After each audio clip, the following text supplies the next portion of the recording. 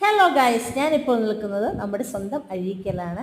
അപ്പം അഴീക്കൽ കാർണിവൽ കാണാൻ എത്തിയതായിരുന്നു. വെക്കേഷൻ ആയതുകൊണ്ട് എൻ്റെ മക്കൾ ഭയങ്കര ബഹളം, അങ്ങനെ ഞാൻ എത്തിയതാണ്. അപ്പം നമ്മൾ ഒരു വെള്ളിയാഴ്ചയാണ് എത്തിയത്. അത്യാവശ്യം നല്ല തിരക്കുള്ള ദിവസമായിരുന്നു. അങ്ങനെ നമ്മൾ റൈഡ്സിൻ്റെ സെക്ഷനിലൊക്കെ പോയി. ഞങ്ങൾ ചെന്ന് 4 മണി ആയതുകൊണ്ട് റൈഡ്സൊക്കെ പ്രവർത്തിക്കാൻ തുടങ്ങിയതേ ഉള്ളൂ.